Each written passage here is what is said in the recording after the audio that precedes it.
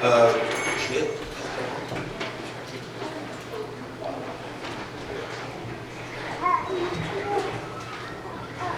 Qui peut me dire, selon vous, est-ce qu'il y a des gens qui savent c'est quoi le Saint-Esprit?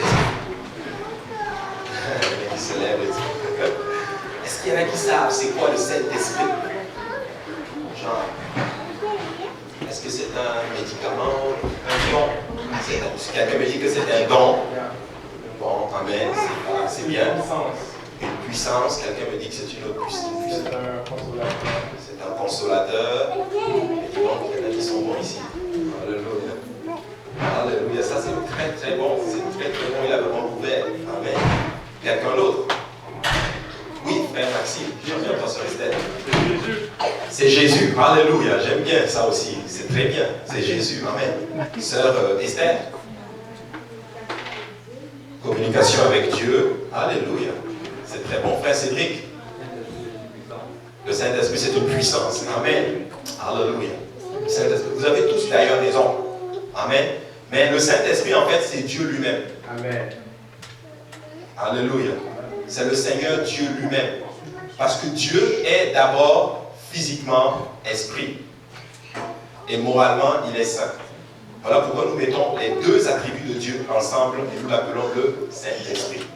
En d'autres termes, le Dieu que nous servons est en fait, disons, je n'ai pas envie de dire un Esprit Saint, mais il est l'Esprit Saint. Parce que si je dis il est un Esprit Saint, c'est comme s'il y en avait plusieurs Esprits Saints. Mais si je dis il est l'Esprit Saint, ça veut dire qu'il n'y a qu'un seul Esprit qui est Saint et c'est notre Dieu. Alléluia. Donc c'est comme ça qu'il faut comprendre le Saint-Esprit.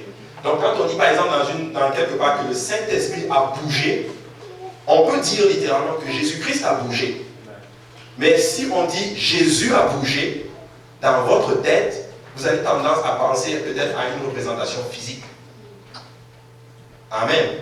Si je dis Jésus, probablement que certains dans leur pensée voient peut-être un monsieur, peut-être même avec des longs cheveux, quoi qu'il n'avait pas de longs cheveux. Peut-être en robe blanche, peut-être certains avec la couronne d'épines.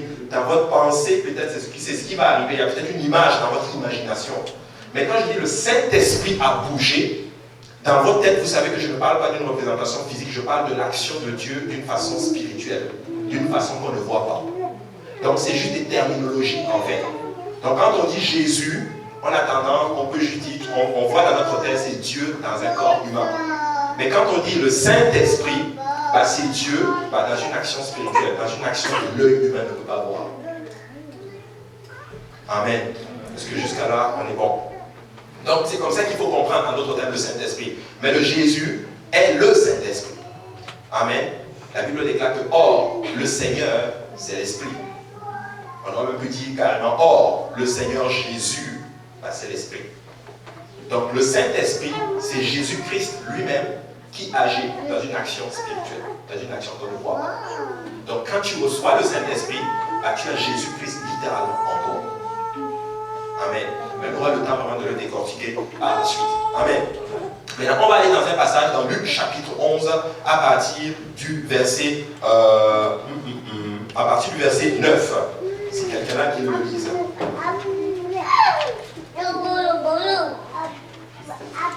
Luc chapitre 11 à partir du verset 9.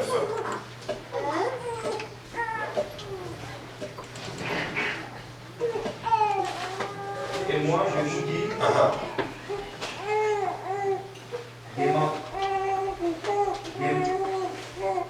demandez et l'on vous donnera, cherchez et vous trouverez, frappez et l'on vous ouvrira. Car quiconque demande reçoit, celui qui cherche trouve, et l'on ouvre à celui qui frappe. Quel est parmi vous le père qui donnera une pierre à son fils s'il lui demande du pain? Ou s'il demande un poisson, lui donnera-t-il un serpent au lieu d'un poisson? Ou s'il demande un œuf, lui donnera-t-il un scorpion? Si donc méchant, comme vous l'êtes, vous savez donner de bonnes choses à vos enfants, à combien plus forte raison le Père Céleste donnera-t-il le Saint-Esprit à ceux qui le lui demandent? Pause. Merci beaucoup, frère. Luc est en train justement de relater justement une histoire où Jésus est en train de parler. Et il est en train de dire justement que quel est le Père? Lorsque son enfant va lui demander quelque chose, il va lui donner quelque chose de mauvais. À plus forte raison, lui qui est Dieu Tout-Puissant, qui est le Père par excellence, si nous lui demandons quelque chose, notamment le Saint-Esprit, il ne permettra pas que nous recevions en d'autres termes quelque chose de mauvais. Ainsi, beaucoup de personnes sont remplies du Saint-Esprit. Ils ont l'Esprit de Dieu en eux, mais ils pensent qu'ils ont un mauvais esprit. Ils ont même peur de parler en langue, parce qu'ils ont peur de blasphémer. Est-ce qu'il y a des gens qui sont passés par ça? Moi, personnellement, je suis passé par là.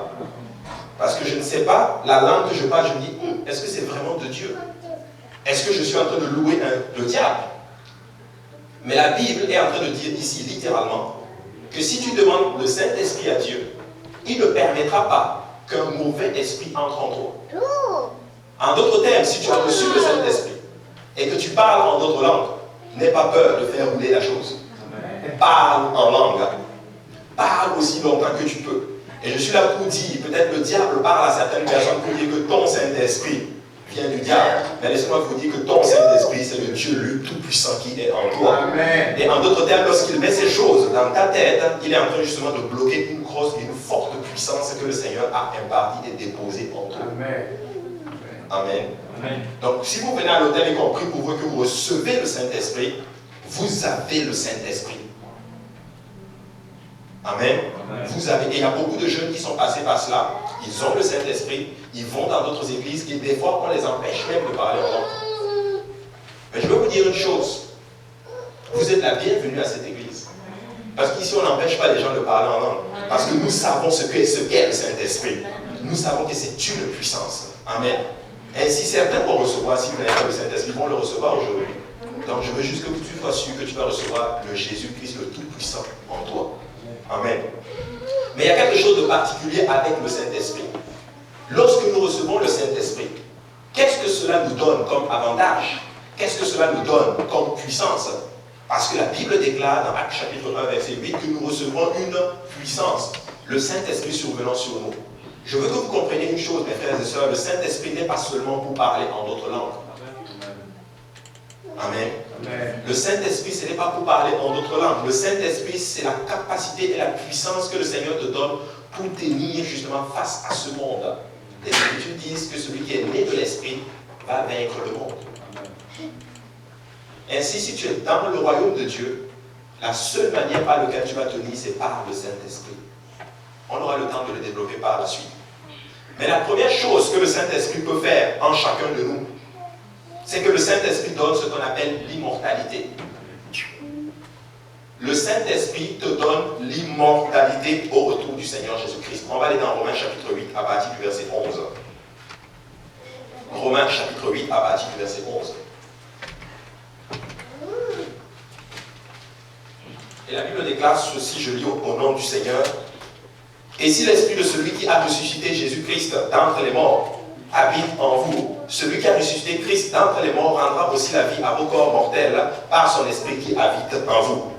Ainsi, frères, nous ne sommes point redevables à la chair pour vivre selon la chair.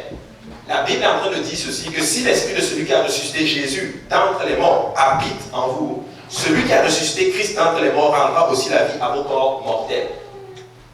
En d'autres termes, le corps que nous avons, l'enveloppe charnelle que nous avons est en fait mortelle. Ce corps va subir en d'autres termes la corruption à un moment donné. Si par exemple ce corps tient peut-être reste pendant 20 ans, je peux te garantir à 100% que ton corps ne va pas tenir à la même vitesse à laquelle il tient aujourd'hui.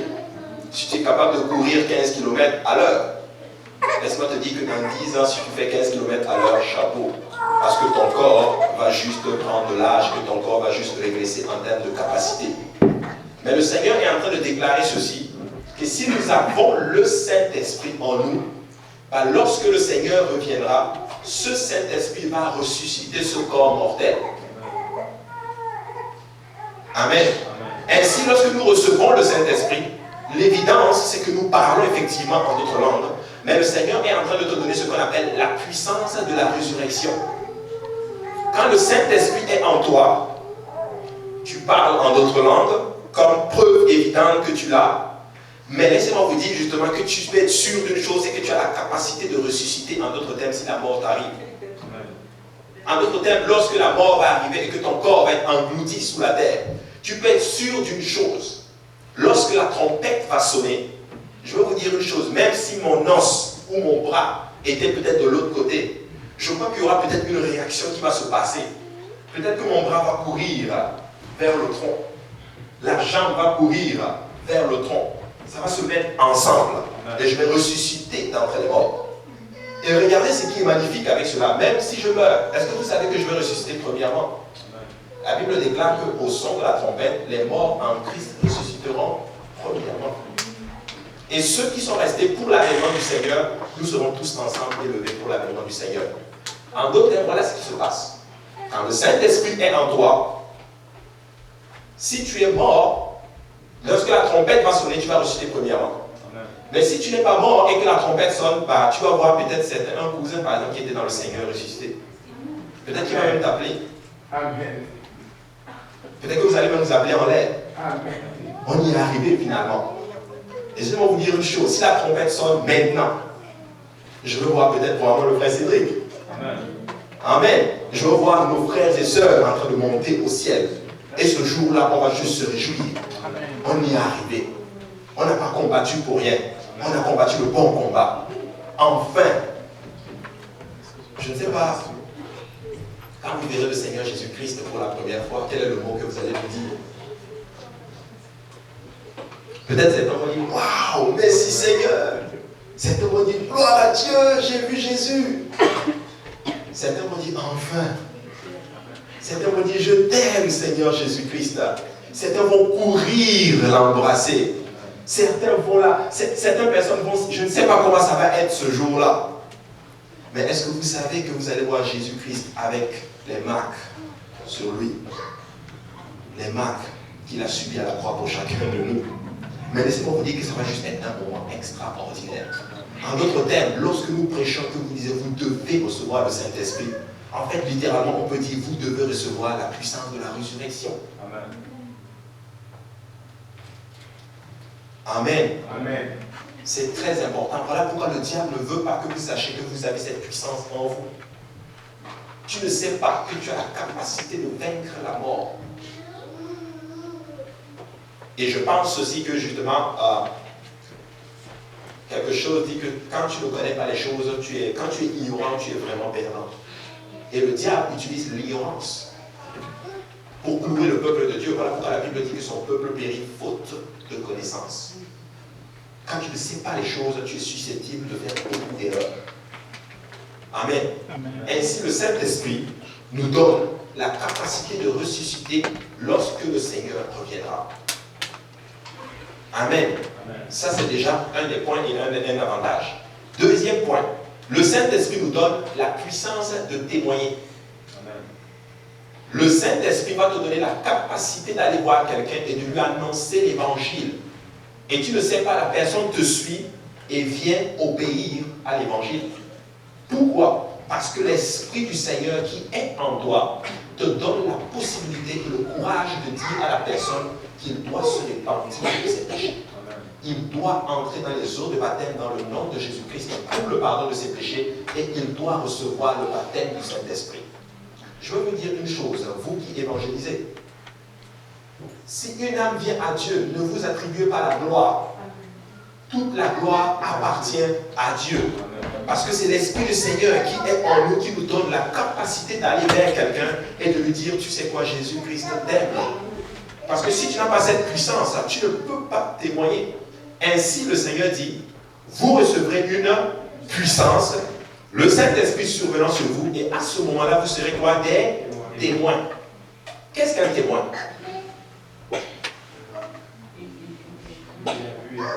C'est quelqu'un qui a vu, qui a entendu. Bien. Quelqu'un d'autre? Très bon. Très très bon. Je vois qu'il est... C'est un étudiant ici. Qu'est-ce que témoigner? Témoigner, c'est que tu vois quelque chose et je dis que j'ai vu. J'ai expérimenté la chose, c'est vrai. Qui ici est un témoin de Jésus-Christ? Nous sommes tous des témoins parce que nous avons le Saint-Esprit. Nous avons la capacité de dire oui que ces choses sont vraies. Ainsi, pour être un témoin de Jésus-Christ, la Bible enseigne ceci, que tu dois recevoir le don du Saint-Esprit. Amen. Regardez ce qui se passe avec le Saint-Esprit. Je ne veux pas ouvrir cette porte d'enseignement là, mais j'aimerais un jour le trouver. Regardez ce qui se passe. Vous connaissez le tabernacle, n'est-ce pas? Dans le tabernacle, il y avait des ustensiles. Il y avait l'autel des holocaustes, il y avait la cuve d'airain, et il rentrait dans le lieu saint, plutôt dans la tente d'assignation. Donc il y avait le lieu saint et il y avait le lieu très saint. Amen. Et nous savons que le sacrificateur entrait combien de fois par année? Une fois par année. Mais quand vous prenez les vêtements du sacrificateur, qu'est-ce qui se passe avec cela? Il était, vous connaissez la combinaison, tout est expliqué dans le livre d'Exode, mais au bord, il y avait ce qu'on appelle des cloches. Amen. Et quand il entrait il traversait le lieu saint pour arriver dans le lieu très saint, donc il a passé par la chandelier d'or, la table des pleines propositions, l'autel des parfums, donc il passe le voile et il entre dans le lieu où il y a l'arche de l'alliance. Et qu'est-ce qu'il fait? C'est que le sang qu'il a, il va asperger 7 fois ce sang sur l'arche, sur le propitiatoire. Et quand la gloire du Seigneur se manifeste, ça veut dire que le Seigneur a accepté son sacrifice. Amen. Et quel était le témoignage qu'il devait donner pour que le peuple soit sûr que le sacrifice a été accepté? Il danse, il bouge. Et qu'est-ce qui se passe? Cling, cling, cling, cling, on entend un bruit. Donc le bruit était le témoignage comme quoi Dieu a accepté le sacrifice, en d'autres termes. Mais regardez ce qui se passe dans le Nouveau Testament. Qu'est-ce que Jésus il fait? Jésus arrive et il dit aux apôtres, attendez là, vous recevrez quoi? Une puissance. Moi je crois, et il y a un des anciens qui m'a enseigné là-dessus, qu'il est monté en haut au ciel, dans le tabernacle que Moïse a vu. Parce que le Seigneur avait dit qu'il va montrer un modèle. Il est allé là, je pense que le Seigneur est allé donner le sacrifice. Et comme Dieu a accepté le sacrifice, bon, lui-même a accepté son propre sacrifice, qu'est-ce qu'il a fait? Nous devons entendre un témoignage. Nous devons entendre quoi? Un bruit. Mais qu'est-ce qui se passe le jour de la Pentecôte? Le jour de la Pentecôte, il se fit entendre un bruit comme celui d'un vent impétueux, et ils se mirent tous à parler en d'autres langues. Je crois que le souverain sacrificateur est entré dans le lieu très saint céleste. Il a donné le sacrifice. Et Dieu a dit, yes, ton sacrifice. Probablement que le souverain sacrificateur a commencé à danser.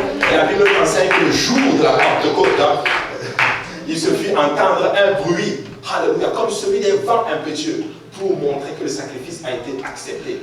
Ainsi, lorsque ce bruit apparaît, ça montre là que tu es devenu, en d'autres termes, un témoin. Tous ceux qui ont entendu ce bruit étaient, en d'autres termes, devenus des témoins du Seigneur Jésus-Christ ce jour-là. Amen. Amen. Très important. Voilà pourquoi, quand quelqu'un vient pour recevoir le don du Saint-Esprit, nous prions pour lui. Et nous avons besoin d'entendre un bruit. Et ce bruit, c'est ce qu'on appelle le témoignage du Saint-Esprit. Amen. Oui, c'est le parler en langue, mais on peut l'appeler comme le témoignage du Saint-Esprit, comme quoi Dieu a accepté le sacrifice de la personne. Voilà pourquoi quand Jésus se baptise, il y a quoi? Une voix. Cette voix n'est pas juste pour montrer qu'ils sont 2 ou 3, non. C'est ce qu'on appelle le témoignage de l'Esprit. Parce qu'il faut que l'Esprit témoigne que c'est le bon sacrifice à faire. Amen. Donc c'est très important de comprendre ces choses. Donc quand tu reçois le Saint-Esprit, il y aura un témoignage. Et en même temps, toi en même temps, tu deviens aussi ce qu'on appelle un témoin. Tu deviens un témoin. Tu as la capacité de témoigner de ce que tu as entendu, de ce que tu as vu et de ce que tu as expérimenté. Amen. Donc ce n'est pas forcément pour témoigner aux autres. Oui, ça l'est, mais ça devient la capacité aussi de dire aux autres, voilà ce que j'ai reçu. Et vous savez quoi? C'est une assurance. Lorsque tu parles en langue, c'est que Dieu a accepté ta repentance. Tu as demandé pardon à Dieu et Dieu a dit, yes, j'accepte. Amen. Très important. Regardez ce que la Bible dit aussi justement comme troisième point. Pardon. L'Esprit de Dieu enseigne, le Saint-Esprit nous donne la capacité d'enseigner. Qu'est-ce qui veut dire enseigner? Ancrer les gens dans la doctrine. Excellent. Je regardais tantôt dans le dictionnaire. Enseigner, c'est la capacité et l'habilité à transmettre le savoir. Amen. la capacité à transmettre le savoir. Donc, je crois qu'un bon enseignant doit être rempli du Saint-Esprit. Pas seulement être rempli du Saint-Esprit, il doit étudier les Écritures et il doit passer du temps dans la présence de Dieu. Parce que tu dois être constamment rempli de l'Esprit. Ainsi, la Bible déclare que quand tu es rempli du Saint-Esprit, tu as cette capacité d'enseigner les gens. Amen. Amen. Regardez ce que la Bible dit dans 2 Pierre 1, chapitre 21. Celui qui l'a, il peut le lire. Donc, quelqu'un peut ouvrir 2 Pierre 1, chapitre 21, et que quelqu'un d'autre ouvre Hébreux, chapitre 4, verset 12 à 13. Car ce n'est pas par une volonté d'homme qu'une prophétie n'a jamais été apportée, mais c'est poussé par le Saint-Esprit que des hommes ont parlé de la part de Dieu. Amen. Il est en train de dire ici, ça c'est Pierre qui est en train de donner cette explication, que ce n'est pas par une volonté d'homme, amen, qu'une prophétie n'a jamais été apportée, mais c'est poussé par le Saint-Esprit. En d'autres termes, lorsque nous donnons ces enseignements, on enseigne, on veut inculquer un savoir quelconque à une personne, la Bible enseigne que c'est poussé par l'Esprit de Dieu qui est en nous. Amen. Donc c'est poussé par le Saint-Esprit que des gens ont écrit de la part de Dieu. Ainsi, quelqu'un qui veut enseigner, c'est-à-dire transmettre le savoir à quelqu'un d'autre, et je vois beaucoup de personnes qui enseignent des études bibliques ici, la Bible enseigne que le Saint-Esprit qui est en toi va te donner cette capacité d'enseigner. Mais comment développer, en d'autres termes, cette capacité de transmettre, et l'habilité de transmettre le savoir, c'est que non seulement tu vas étudier la parole du Seigneur et tu vas passer du temps dans la présence de Dieu. Tu vas prier et tu vas te soumettre à cet esprit-là que tu as reçu. Parce que beaucoup ont le Saint-Esprit, mais beaucoup ne veulent pas se soumettre au Saint-Esprit qu'ils ont reçu. Amen. Le Saint-Esprit a des principes. Le Saint-Esprit a des façons de fonctionner. D'ailleurs, c'est un esprit, il est saint. Donc, vous voyez, tout ce qu'il y a de saint là-dedans, c'est ce que nous sommes appelés, en d'autres termes, à faire. Amen. Ainsi, si tu veux être capable de transmettre le savoir à quelqu'un, tu dois avoir d'abord le Saint-Esprit et tu dois être capable de prier et d'étudier la parole du Seigneur. Beaucoup de gens ont le Saint-Esprit, ils ont même l'habilité de transmettre le savoir, mais je veux vous dire une chose, ils n'étudient pas la parole du Seigneur et ils ne prient pas. Amen. Dans le monde, il y a des gens qui enseignent, c'est-à-dire qu'ils ont ce don d'enseigner, de donner le savoir. Mais je veux vous dire une chose, dans le monde spirituel, dans la maison de Dieu, l'enseignement est là pour faire des disciples.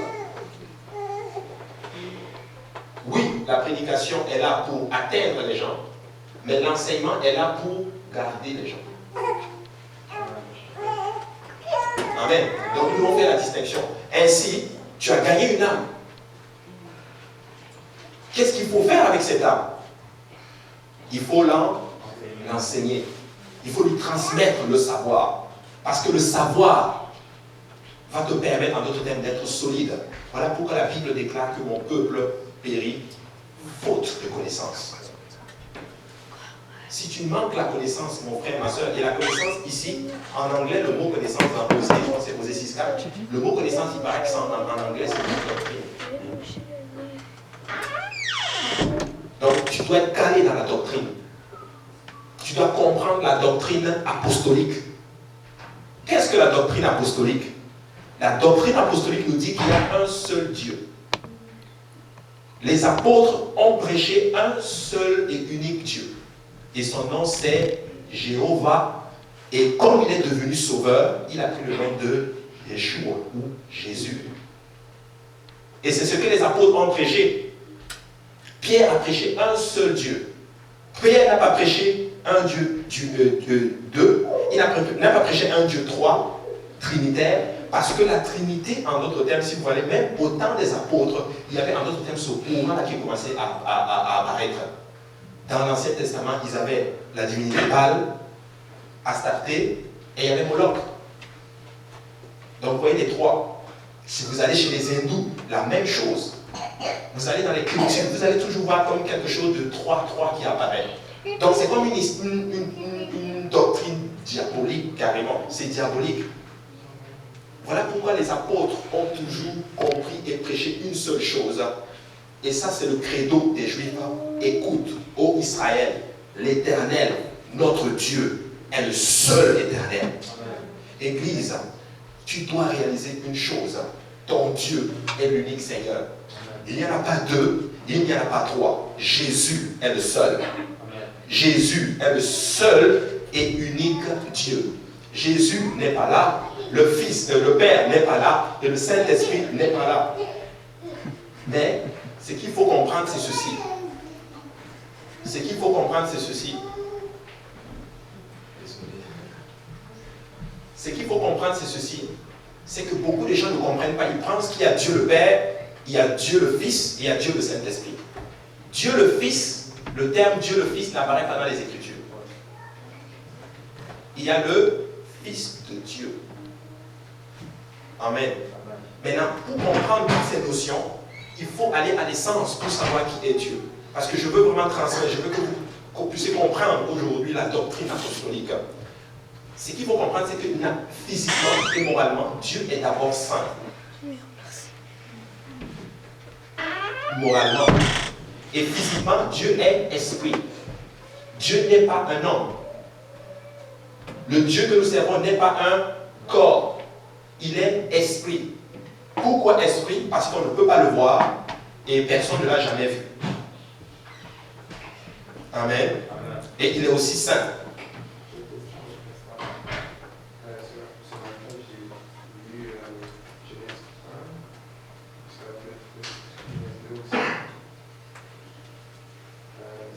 La création, puis j'ai vu que Dieu disait faisons l'homme à notre image. Faisons, je vois c'est impératif. Faisons, c'est au pluriel. À ce moment-là, c'est les hommes en Dieu.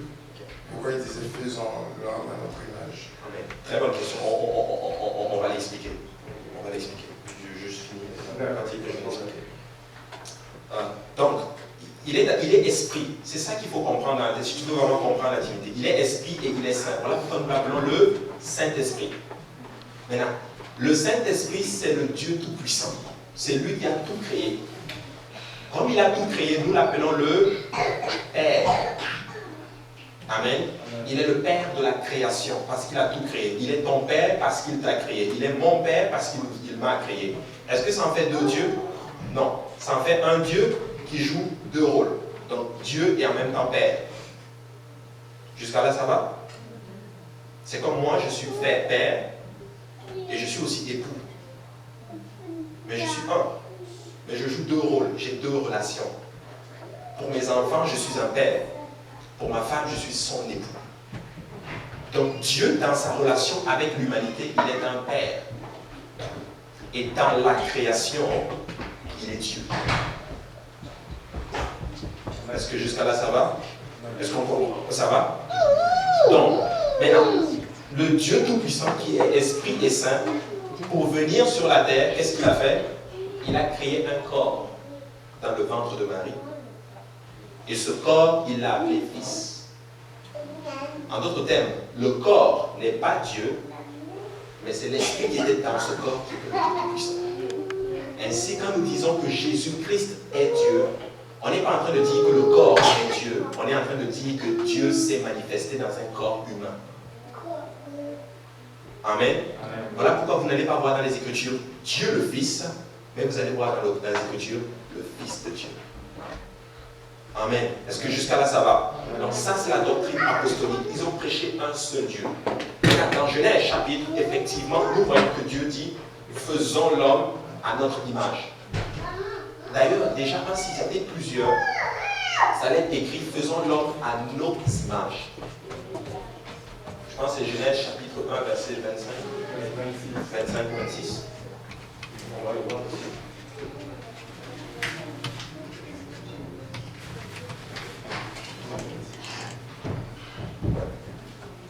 Et donc, il dit, verset 25. Ah, ok, il dit faisons l'homme à notre image. Donc, en bon français, si c'était plusieurs, ça devait être faisons l'homme à nos images. Mais pourquoi il dit notre image? Ça, c'est ce qu'on appelle le pluriel de majesté.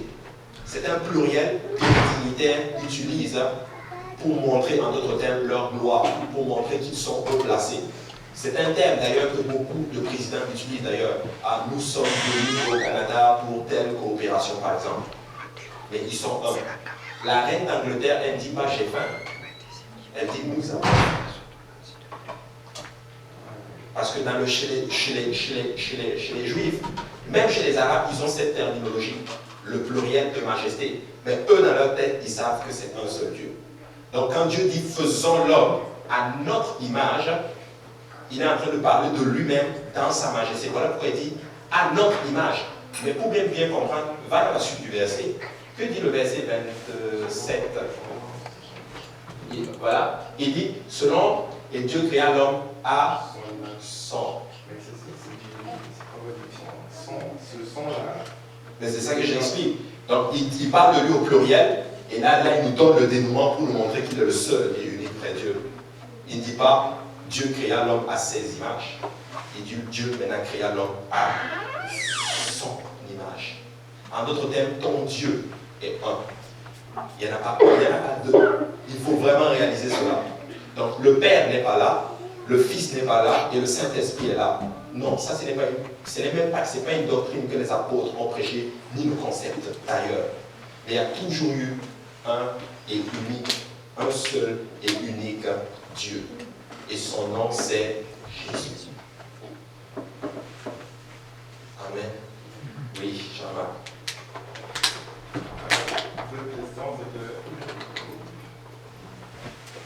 Je comprends ce que vous voulez dire, pasteur, je comprends. Mais ma seconde question, vous dites que Jésus, Dieu est venu en chair, puis son esprit était. Exactement. Mais pourquoi il avait eu un baptême? On a vu que le Saint-Esprit descendait sur lui et Dieu disait celui-ci est mon fils bien-aimé. Je ne sais pas dans quel verset. Si l'Esprit descend sur lui, mais pourquoi le Saint-Esprit descend sur lui? La bonne question. Il y a quelque chose de particulier avec les Écritures, c'est ce qu'on appelle les sacrificateurs. Quand un sacrificateur, avant de entrer dans le sacerdoce,